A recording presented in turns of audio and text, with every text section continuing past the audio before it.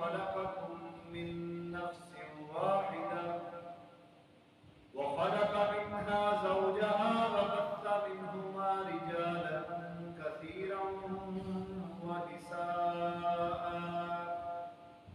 واتقوا الله الذي تساءلون به والأرحام إن الله كان عليكم رقيبا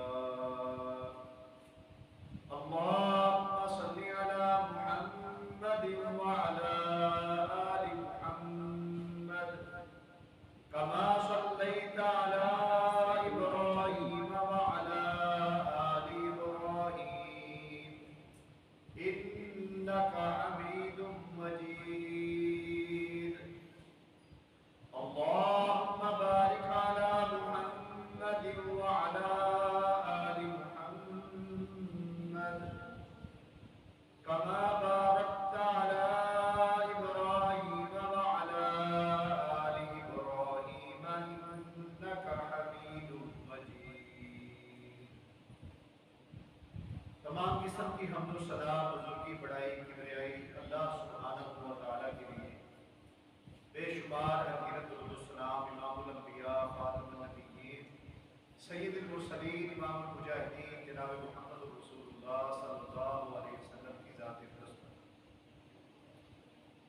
نہایت قابل احترام محترم عزیز بھائیوں دوستوں بزرگوں پیارے بچوں، اللہ کریم اپنی لاریب اور محکم کتاب کے اندر ارشاد فرماتے ہیں وَلَا تَأْكُلُوا أَمْوَالَكُمْ بَيْنَكُمْ بِالْبَاطِلِ کہ لوگوں آپس میں ایک دوسرے کے مال ناحق نہ کھایا کرو. انسان جو ہے نا یہ طبیعت کے لحاظ سے اللہ نے اس کی طبیعت ایسی بنائی ہے کہ پیسے کی محبت، کار کی بنگلے کی محبت، اچھے کاروبار کی محبت یہ فطرتی طور پر انسان کے دل میں، اور ان کی محبت کا پیدا ہونا کوئی گناہ نہیں.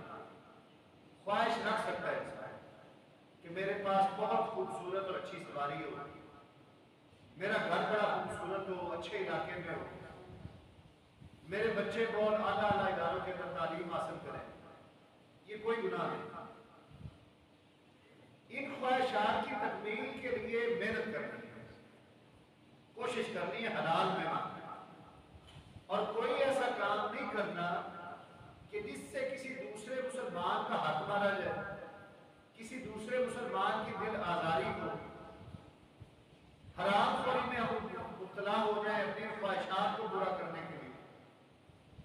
اگر تو رزق حلال کما کر محنت کر کے ہم یہ خواہشات یہ ضروریات پوری کر لیتے ہیں تو کوئی مسئلہ نہیں. اللہ تعالیٰ کی ناراضگی نہیں. امیر صحابہ بھی تھے، چند صحابہ کرام ایسے تھے جن کو اللہ تعالیٰ نے بڑی مال و دولت سے نوازا ہوگا، لیکن وہ رزق حلال کی محنت کرتے تھے، کوشش کرتے تھے اور اللہ کی راہ میں خرچ کرتے تھے. مسئلہ یہاں پہ ہے کہ ہم ان خواہشات کو پورا کرنے کے لیے حرام خوری میں چلے جاتے ہیں، ایسے طریقے اختیار کر لیتے ہیں جو اللہ اور اس کے رسول کو ناپسند ہوتے ہیں. رسول اللہ صلی اللہ علیہ وسلم نے ارشاد فرمایا ایھا الناس، اے لوگوں. اب لوگوں میں پوری کائنات کے لوگ شامل ہیں کیونکہ ہمارے پیارے پیغمبر پوری انسانیت کے نبی ہیں، پوری انسانیت کے رسول ہیں. ہم صرف اس بات کا دعویٰ نہیں کرتے کہ وہ صرف ہمارے مسلمانوں کے نبی ہیں. حضور نبی کریم علیہ السلام ہندوؤں کے بھی نبی ہیں، عیسائیوں کے بھی نبی ہیں، یہودیوں کے بھی نبی ہیں، سکھوں کے بھی نبی ہیں. حتیٰ کہ قیامت تک اب جو بھی انسان آئے گا نا پیدا ہوگا، یا اس وقت جتنے بھی کائنات میں انسان زندہ ہے جنات ہے، حضور نبی کریم علیہ السلام سب کے نبی اور رسول ہیں. اب کو مانے نہ مانے یہ الگ بات. اور ماننا بھی دو طرح سے ہوتا ہے. ایک ہوتا ہے کہ دل میں اقرار کر لینا، زبان سے تسلیم کر لینا کہ حضرت محمد صلی اللہ علیہ وسلم اللہ کے رسول ہیں، نبی ہیں. ہم مسلمان جو ہیں ہم یہ ایمان رکھتے ہیں، دل میں بھی یقین رکھتے ہیں پختہ، اور زبان سے بھی اقرار کرتے ہیں. اس اقرار اور دعوے کو میں نبی کریم کو نبی مانتا ہوں، عدالت میں کوئی کیس چلا جائے، بڑے پنچایت میں کوئی بات آ جائے تو بندہ دعویٰ کرتا ہے، اس دعوے کو ثابت کرنے کے لیے ثبوت دینے پڑتے ہیں۔ اب نبی کریم کی نبوت کو ہم نے دل سے مانا، منہ سے اقرار کر لیا، اس کا ثبوت کیا ہے؟ اللہ اور اس کا رسول دلیل مانگتے ہیں کہ کیسے میں مان لوں کہ تم میرے پیارے پیغمبر کو رسول مانتے ہو؟ تو اس کی دلیل یہ ہے وَمَا آتَاكُمُ الرَّسُولُ فَخُذُوهُ وَمَا نَهَاكُمْ عَنْهُ فَانْتَهُوا، کہ لوگوں میرا پیارا نبی تمہیں جس بات کے کرنے کا حکم دے وہ کر گزرو، اور جس کام سے رسول مکرم منع کر دے اس سے رک جاؤ۔ یہ دلیل ہوگی۔ اب ہم نے صبح اٹھنے سے لے کر رات کو سوتے وقت تک غور کرنا ہے کہ کتنے ایسے کام جن کے کرنے کا پیارے پیغمبر نے حکم دیا تھا ہم نے کیے، اور کتنے ایسے کام تھے جن سے ہمیں منع کیا گیا تھا ہم رکے نہیں۔ انکار کی ایک صورت یہ بھی ہوتی ہے کہ آگے سے جواب ہی نہ دے، خاموش ہو جاتا۔ اس کی مثال آپ میں سے اکثر و بیشتر دوست باپ ہے یا اولاد ہے، آپ کے باپ ہے، ہمارا والد یا آپ بحیثیت والد بچے کو اگر یہ کہیں کہ بیٹا مجھے ایک گلاس پانی کا پلا دے، بیٹا مجھے ایک گلاس پانی کا پلا دے، اب بچہ آپ کو انکار نہیں کرتا، وہ کہتا ہے، ایسے نہیں کہتا کہ ابا جی میں نے نہیں پلا دیا، وہ سن لیتا ہے لیکن بیٹھا رہتا۔ باپ دوسری مرتبہ پھر کہہ دے گا، تیسری مرتبہ کہہ دے گا۔ چلے باپ اگر کوئی نرم طبیعت کا ہے، شریف انسان ہے، تو کسی اور بچے کو کہہ دے گا بیٹا مجھے پانی پلا دو، اور پلا دے گا۔ کچھ دیر بعد وہ باپ اگر اپنی اولاد کو کہتا ہے کہ بیٹا موٹر سائیکل نکالو یا گاڑی ہے جو بھی سواری ہے، ہم نے فلاں جگہ پر جانا ہے، کوئی فوتگی ہو گئی ہے، کوئی خوشی ہے، تو وہاں پر مجھے لے کر چلو، بیٹا سن لیتا ہے اور بعد میں خاموش ہو جاتا ہے، انکار نہیں کرتا، لیکن کیا ہے مانتا بھی نہیں۔ دو باتیں ہو گئی، وہ کہتا ہے میرا لباس مجھے لا دو، باہر دکان سے سودا لا دو، کوئی چار پائی اندر سے نکال دو، باہر سے کوئی چیز اندر رکھ دو، ہر بات بیٹا سنتا رہتا ہے، سننے کے بعد خاموش ہو جاتا ہے، بدتمیزی نہیں کرتا، صرف خاموش ہوتا ہے۔ اس بچے کا ایک دن گھر میں نکالنا مشکل ہو جائے گا۔ والد کہے گا کہ اتنے بدتمیز ہو تم کہ میں جو کام تمہیں کہہ رہا ہوں سن بھی رہے اور کر بھی رہے۔ وہ کہتا ہے ابا جی مجھے تو آپ سے بڑی محبت ہے، ابا جی میں تو آپ کا احترام بڑا کرتا ہوں، آپ یہ کیسے کہہ سکتے ہیں؟ میں تو دل سے مانتا ہوں کہ آپ میرے والد محترم ہیں، میرا یہ پختہ یقین ہے، اور میں بتاتا ہوتا ہوں لوگوں کو کہ میرے والد صاحب بہت اچھے انسان ہیں، اور میں نے تو آپ سے کوئی بدتمیزی بھی نہیں کی، آپ ایسے کیوں کہہ رہے ہیں؟ آپ کی بات کو میں سن رہا ہوں، بڑے ادب سے سن رہا ہوں، میں نے بولا آپ کو انکار کیا کسی بات کا؟ تو باپ کہے گا میں 10 کام تمہیں کہہ چکا ہوں، ایک بھی بات میری نہیں مان رہے ہو۔ صبح سے لے کر شام ہو گئی، جو کام میں نے تمہیں کہا تم سن رہے ہو، آگے سے اٹھتے نہیں ہو اس کو کرنے کے لیے، تو میں تمہارے اس ادب کا کیا کروں، تمہاری اس محبت کا کیا کروں؟ یہ حقیقت پر مبنی بات ہے۔ آپ گھروں میں آزما کے دیکھیں، اپنے والد صاحب کا کہنا نہ مان کر دیکھیں، یا آپ کی اولاد آگے سے آپ کے ساتھ یہ کر کے دیکھے، ہم دوسرے تیسرے چوتھے حکم کے بعد ناراض ہو جائیں گے، غصے ہو جائیں گے کہ بھئی جو کام کہا جا رہا ہے یہ تو بالکل توجہ نہیں دے رہا۔ میرے عزیز بھائیوں، ہم اللہ اور اس کے رسول کے ساتھ یہی کچھ کر رہے ہیں۔ ہمارا طرز عمل اللہ کے ساتھ اور اللہ کے رسول کے ساتھ یہی ہے۔ اللہ بھی ہمیں حکم دیے جا رہے ہیں، رسول مکرم بھی حکم دیے جا رہے ہیں کہ یہ کرو یہ کرو، منع بھی کیے جا رہے ہیں کہ اس بات سے رک جاؤ، اس بات کو نہ کرو، لیکن ہم آگے سے نہ انکار کر رہے ہیں بلکہ الٹا وہ کام کر رہے ہیں جس سے روکا گیا۔ تو پھر محبت کہاں چلی جائے؟ ہم پھر بھی یہ امید لگائے بیٹھے ہیں کہ قیامت کے دن نبی کریم میری اور آپ کی شفاعت کرے گی، اللہ ہم سے راضی ہو جائیں گے قیامت کے دن۔ میرے عزیز بھائیوں، ایسا کوئی فارمولہ نہیں ہے، ایسی کوئی رحمت اور شفقت قیامت کے دن نہیں ہونی کہ ہم دنیا میں اللہ سے بغاوت کرتے رہیں، رسول اللہ سے بغاوت کرتے رہیں، اور قیامت کے دن اللہ بھی ہمیں معاف فرما دے اور نبی کریم بھی ہماری سفارش کر دے۔ یہ شیطان کے دھوکے تو ہو سکتے ہیں کہ جو ہمیں اس دھوکے میں مبتلا رکھے کہ کوئی مسئلہ نہیں، اللہ بڑا غفور رحیم،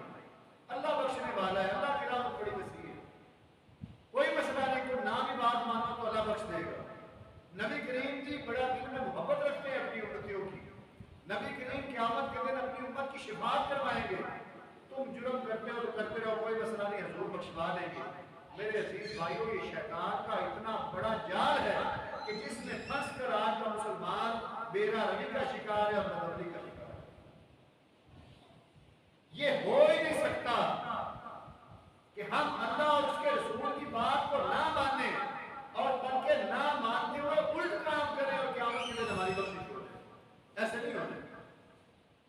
अब इसकी एक मिसाल जो मैंने आपके सामने आयत पढ़ी कि वला ताकुलू अम्वालकुम बैनकुम बिल बातिल, कि आपस में एक दूसरे के माल ना हक नाजायज तरीके से मत खाओ। अब इंसान कह सकता है कि भाई हम कब खाते हैं किसी का माल, हम तो अपना खाते हैं। रसूलुल्लाह सल्लल्लाहु अलैहि वसल्लम ने एक और किस्से में वाक़या फरमाया, अय्युहन नास, ऐ लोगों, अजमिलू फी तलब, रोजी कमाने के जायज पाकीज़ा और अच्छे काम इख्तियार करो। रिस्क लिखा जा चुका है।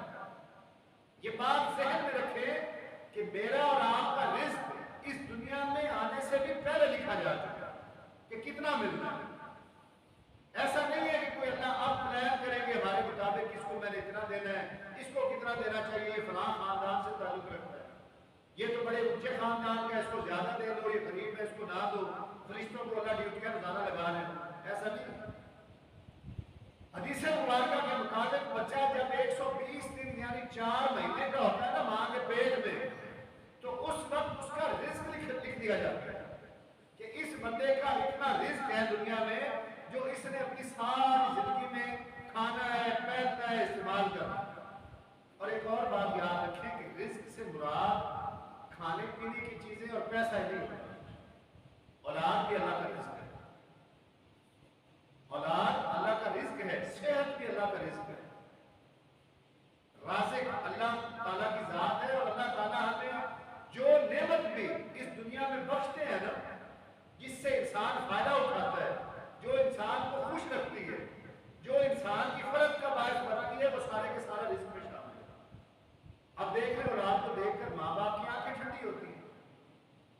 कितनी तवज्जो के साथ परवरिश की जाती है कि इंसानी बच्चे की, छोटे से लेकर, हालांकि बाकी जो मखलूकात है ना, आप देख लें, बकरी के बच्चे को देख लें, भैंस के बच्चे को देख लें, ये चिड़िया के बच्चे को देख लें, ये कुछ सारा साल परवरिश नहीं पाते। ये चंद मिनट के बाद ना, पैदा होने के बाद खुद चलना शुरू कर देते हैं। बकरी का बच्चा कुछ ही लम्हे बाद शुरू में उसकी टांगें लड़खड़ाती हैं और वो चलना भागना शुरू कर देता है। इंसानी बच्चा वो वाहिद बच्चा है कि जो साल ले जाता है अपनी परवरिश करवाने में, और उसकी वजह ये होती है, अल्लाह चाहे तो इंसानी बच्चा भी चलना शुरू कर दे। अल्लाह क्या मुश्किल काम है। अल्लाह ताला बच्चों और वालिदैन के दरमियान वो रिश्ता कायम करना चाहते हैं जो इस्लामी मुआशरत का बहुत बड़ा सुकून है। पहले माँ बाप के दिल में दर्द डाला, मोहब्बत डाली, अपने बच्चे की कपड़े लेकर दे रहे हैं, उसकी बर्थडे मनाई जा रही है, उसके खाने पीने के ख्याल किए जा रहे हैं, बीमार हुआ तो डॉक्टर के पास जा रहा है। वालिदैन पूरी कोशिश करती हैं कि अपनी हैसियत से भी बढ़कर अपने बच्चे का ख्याल रखें। जितनी जिसकी हैसियत है ना, वो कोशिश करता है कि मेरा बच्चा किसी हिसाब से कमतरी में मुब्तला हो। अब यही वालिदैन बच्चे को पालते पालते पढ़ाते जवान करते, वो बुढ़ापे में चले गए, बच्चे जवान हो गए। अब उस औलाद में रिटर्न करना था अपने वालिदैन को। यही तो इस्लामी अखूत है। एक रिसर्च हुई है कनाडा, ऑस्ट्रेलिया, यूरोप के अंदर कि बूढ़े लोग ज्यादा मुसलमान क्यों हो रहे हैं। मुसलमानों की सबसे तेजी के साथ बढ़ने वाली शरह खवातीन और बूढ़े लोगों की है कि ये क्यों मुसलमान हो रहे हैं।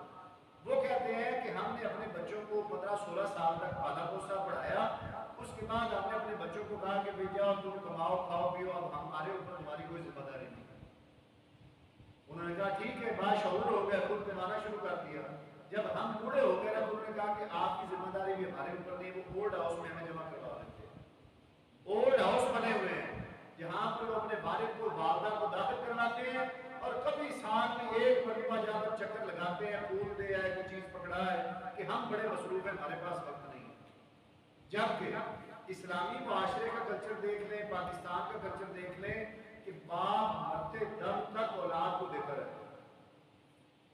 उसकी जो भी चीज है ना, प्रॉपर्टी पेंशन है, जो तनख्वाह है, वो कहीं ना कहीं बेटों बेटियों पे खर्च ही कर रहा होता है हर बार। ऐसे जो नेक सीरत और अल्लाह के पसंदीदा नौजवान होते हैं, वो बाप के फौत होते तक अपने बाप को अपनी तलियों पे उठाए रखते हैं, सर का ताज बना के रखते हैं।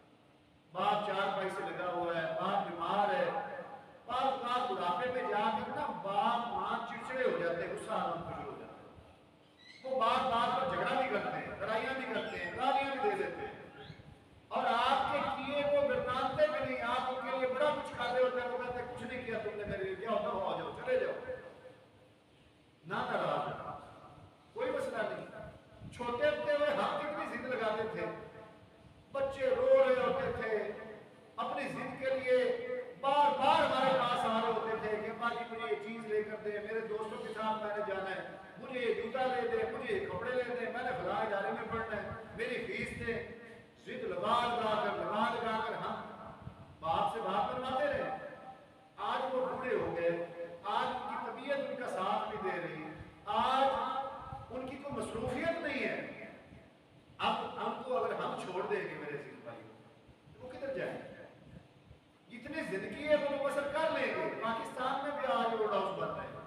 आज सुबह मैंने एक वीडियो देखी बूढ़ी खवातीन की, वो बेशुमार खवातीन बैठी हैं, एक दूसरे को खाना खिला रही है, कोई रो रही है, कोई दुआ मांग रही है। उनकी औलादों ने उनको घर से निकाल दिया हो, मजबूरियां भी बड़ी हैं कि अपने बच्चे हैं कि मेरी वालदा मेरी बीवी के साथ लड़ती थी, घर का सुकून बर्बाद किया हुआ है। तो मेरे अजीज भाइयों, अपनी बीवी से मिन्नत कर ली जाए, अपनी बीवी से माजरत कर ली जाए, उसका हक उसको दें। ये नहीं है कि वालदैन की खातिर अगर वो ना हक भी हो तो नेक सीरत बीवी के साथ जुल्म ज्यादती की जाए, बल्कि उनसे तामन मांगा जाए कि देखिए मुझे पाल पोस कर आज मैं तुम्हारा खामन हूँ, इन बच्चों का बाप हूँ, ये कारोबार मेरे पास है, तो पीछे मेरे बाप की जवानी खड़ी है, मैं आपसे माफी मांग लिया करूँ अगर आपके साथ इस तरह की कोई ज्यादती करते हैं, तो खुदा के लिए मेरी अम्मी मेरे वालिद को इतना सा तो करे ना कि वो घर में रह सके, वो खाना उनको मिल सके, उनकी बीमारी पर उनकी बीमारदारी हो सके। तो मेरे अजीज भाइयों, प्यारे नबी ने फरमाया अजमिलू फी तलब, रोजी तलब करने के अच्छे तरीके इख्तियार करो। आगे गारंटी दी है नबी करीम ने, वादा किया इन्नन नफ्स लन तमूत हत्ता तस्तौफिया रिज़्क़हा, कि बेशक कोई भी बंदा उस वक्त तक नहीं मरेगा जब तक उसका लिखा हुआ रिज़्क़ उसको ना मिले। अब इससे बड़ी गारंटी और हमें क्या चाहिए? हर बंदे को उसका लिखा हुआ रिज़्क़ जरूर मिलेगा, व इन अबता अन्हा, उसमें कुछ ताखीर जरूर हो सकती है। अब ताखीर कैसे होती है? रिज़्क़ तो लिख दिया गया, अब हम घर में लेटे रहें, बेकार हो जाए, मेहनत ना करें, चौकों चौराहों में वक्त जाया करते रहें, डेरों ठेलों दुकानों में खड़े रहें, क्या कि मेरा जो लिखा हुआ मुझे मिल जाएगा, ऐसे नहीं मिल रहा है। जो लिखा हुआ है ना, उसके साथ शर्त ये है कि अपने लिखे हुए को ढूंढो। दुकान में पड़ा है, बाजारों में पड़ा है, मंडी में पड़ा है, तुम्हारा जहां रिस्क है ना, जाओ तलाश करो, तुम्हें मिलेगा। आपने देखा होगा कि बाज़ लोग ना सारी उम्र बड़ी स्ट्रगल करते हैं, जद्दोजहद में लगे रहते हैं, और कई लोग गवाह हैं कि यार ये फलां बंदे ने ना बड़ी मेहनत की, अब जाकर अल्लाह ने इसके बाजू पकड़ लिए, अब इसके हाथ तब्दील हो गए। ये रिजल्ट जो उसका लिखा गया था ना, वो ढूंढ कर बाजारों में धक्के खा कर मेहनतें कर के अल्लाह ताला ने देख लिया कि आप बंदा जो है ना ये सही ट्रैक पर चढ़ गया है, मेहनती है, कोशिश कर रहा है अपने बच्चों के लिए, इसके रिजल्ट की कुर्बानी इसको कर दो। वह इन अबता अन्हा, ताखीर हो सकती है, लेकिन कभी अल्लाह की रहमत से मायूस मत हो।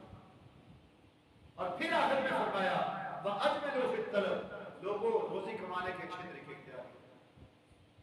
हम इंशाअल्लाह ना इस मुख्तसर वक्त के अंदर खुतबा जुमा के अंदर, ये मौजू काफी लंबा है, अब कौन कौन से ऐसे तरीके हैं जो गलत हैं रोजी कमाने के, आराम है, उनमें सूद का कारोबार बड़ी मुश्किल रखता है। हमारे पूरे मुल्क की मैशत सूद पर मबनी है।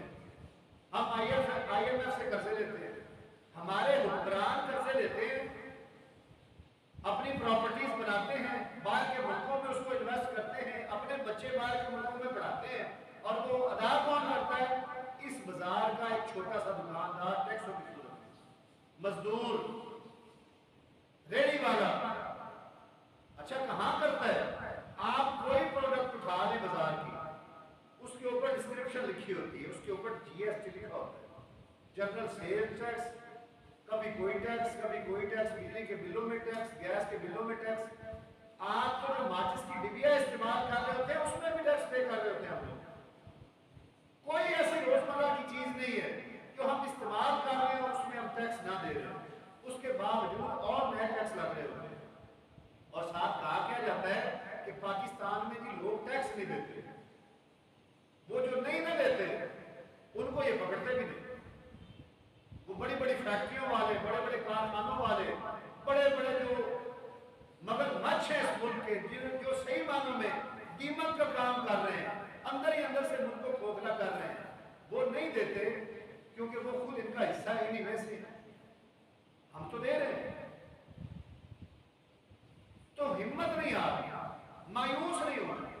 اللہ نے لکھا ہے, اللہ عطا کرے گی. اور ایک بات اور یاد رکھیں کہ بعض لوگ ایسے ہوتے ہیں جو کوشش محنت کرتے رہتے ہیں, قبروں میں چلے جاتے ہیں, ان کا اتنا ہی لکھا ہوتا, ان کو ملنا ہی اتنا.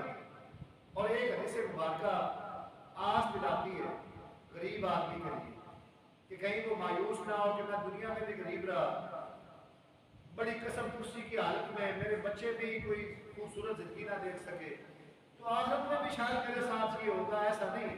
صحیح حدیث ہے کہ رسول اللہ صلی اللہ علیہ وسلم نے فرمایا کہ غریب آدمی جو مالدار لوگ تھے نا, ان کی نسبت 500 سال پہلے جنت میں جائے گا. 500 سال پہلے اللہ ان غرباء کو جو دنیا کے اندر حرام خوری نہیں کرتے تھے, محنت کرتے رہے, بڑی مشکل سے گزارا ان کا ہوتا رہا, اللہ ان کو عمراء کی نسبت پہلے جنت میں بھجوائیں گے کہ آج کی اس زندگی کے اندر یہ مایوس نہ ہو.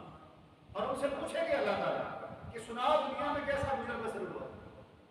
وہ اتنی خوشنما زندگی ہے, اتنی خوبصورت اور نعمتوں والی زندگی ہے کہ انسان کہے گا کہ اللہ دنیا میں تو میں نے کوئی دکھ ہی نہیں دیکھا, کوئی مسئلہ ہی نہیں تھا, وہ گزر گئی, ایک خواب تھا, پلک جھپکتے ہی گزر گئی. لیکن جو نعمتیں آج اللہ مجھے آپ عطا کر رہے ہیں نا, کیا کمال کی نعمتیں, اس نے جو میرے سارے غم بلا کے رکھ دیے. تو اس آس پہ کوشش بھی کرتے رہیں, محنت بھی کرتے رہیں. انشاءاللہ اگلے خطبہ جمعہ میں ہم سود, جوا, چوری, یتیموں کا مال ہڑپ کرنا, شراب اور کوئی بھی نشہ آور چیزوں کا کاروبار ہے, رشوت لینا یا رشوت دینا, مال میں خیانت کرنا, اور بدکاری, زناکاری اور فحش کاروبار جتنے بھی ہیں ان کے حوالے سے بات کرتے چلے جائیں گے. یہ بڑا ضروری ہے. اس کی وجہ یہ ہے کہ جب تک ہمارا رزق حلال کا نہیں ہوگا نا, ہماری کوئی بھی عبادت قبول نہیں ہوگی. ہم کوشش کر رہے ہوتے ہیں, نماز کی بڑا مشکل عمل ہے, دیکھنے میں آسان کام ہے نماز پڑھنا, صاف ستھرا ہے, چہرہ دھویا, ہاتھ پاؤں دھوئے, صاف لباس پڑھا, جا کر تھوڑی سی اللہ تعالیٰ کے آگے عبادت ریاضت کی, اللہ خوش ہو جاتے ہیں. لیکن اس پر مداومت, اس پر استقامت بڑا مشکل کام ہے. یہ آسان نہیں ہے کہ 40 سالہ نمازی بھی ہے نا, تو اس کو بھی ہر نماز کے لیے اپنے آپ کو تیار کرنا پڑتا ہے کہ میں نماز کے لیے چلا جاؤں. کیونکہ شیطان اتنا سخت کاری وار کرتا ہے نمازیں چھڑوانے کے لیے, تلاوت چھڑوانے کے لیے, نیکی کے کام چھڑوانے کے لیے. وہ ایسے ایسے بہانے اور وسوسے بنا کر لا کر سامنے رکھ دیتا ہے کہ بندہ کہتا ہے چلو جی نماز بعد میں دیکھ لیں گے, پہلے میں یہ کروں. تو اتنا بندہ کام بھی کرے اور وہ اللہ کی بارگاہ میں رزق حرام ہونے کی وجہ سے قبول نہ ہو, تو پھر آخرت میں تو ہم بڑے نقصان کے سودے میں چلے جائیں. تو اللہ تعالیٰ سے دعا ہو کہ اللہ تعالیٰ ہم سب کو رزق حلال کمانے, رزق حلال کھانے کی توفیق عطا فرمائے. اور میرے عزیز بھائیوں, 2 اعلانات ہیں. ایک تو پھر وہی گزارش ہے کہ جو دریا کے علاقے میں سیلاب سے لوگ متاثر ہوئے, جن لوگوں نے بھی ان کی خدمت کی کسی بھی معاملے میں, کھانے کی مد میں, رہائش کی مد میں. اب یہ پچھلے دنوں میں میرے محترم کے ساتھ میٹنگ تھی لاہور میں, وہ یہی کہہ رہے تھے کہ اپنے بھائیوں کی آباد کاری میں بھی ان کا ساتھ دیں. کسی کا گھر نہیں ہے, اس کو گھر مہیا فرمائیں, تعمیر کریں مل کر. کسی کی چھت ٹوٹ گئی ہے, کسی کو مویشی مل کے لے کر دیں, جو بھی تعمیر ہو سکتا ہے. کوئی گندم لے کر اتنی دے دیں کہ نئی گندم تک ان کے گھر کا روٹی چلتی رہے. تو ہم نے اپنے بھائیوں کو, اپنے بہنوں کو, ان چھوٹے معصوم بچوں کو انشاءاللہ بھولنا نہیں. دوسرے نمبر پر غزہ کے اندر الحمدللہ جماعت کی طرف سے باقاعدہ راشن کی فراہمی شروع ہو گئی. انٹرنیشنل کوٹوں کے ذریعے سے مسلم میڈیکل مشن ہے ہماری جماعت کا, اس کے ذریعے سے 20 ٹرک جو ہے نا یہ پچھلے ہفتے میں روانہ کر دیے گئے. تو اللہ تعالیٰ نے آپ میں سے جس بھائی کو بھی جتنا نوازا ہوا ہے, جو جس کی گنجائش ہے, 1 روپیہ, 10 روپے, 100 روپے, 1000, لاکھ, کروڑ, جو جس کی جتنی حیثیت ہے نا, کیونکہ اللہ فرماتے ہیں وَمِمَّا رَزَقْنَاهُمْ يُنْفِقُونَ، میرے بندے میرے دیے ہوئے مال میں سے میری راہ میں خرچ کرتے ہیں۔ ہم تو اللہ کا شکر ادا کریں کہ اللہ نے ہمارے اوپر ایسی کوئی آفت نہیں ڈالی ہوئی، نہ ہم سیلاب شدہ ہے، نہ زلزلہ شدہ ہے، نہ ہمارے اوپر کسی ملک نے قبضہ کیا ہوا ہے۔ شکر ہے اللہ کا، عزت سے کاروبار کرتے ہیں، کاروباری مسائل ہیں، معاشرتی مسائل ہیں، ان سے ہم روزانہ کی بنیاد پہ نپٹ رہے ہوتے ہیں، کوشش کر رہے ہوتے ہیں، انشاءاللہ اس سے نکل جائیں گے۔ ان حالات میں اپنے پوری دنیا کے مسلمانوں بھائیوں کا خیال کرنا یہ ہمارے اوپر لازم ہے۔ سبحان ربک رب العزت عما یصفون وسلام علی المرسلین والحمد للہ رب العالمین۔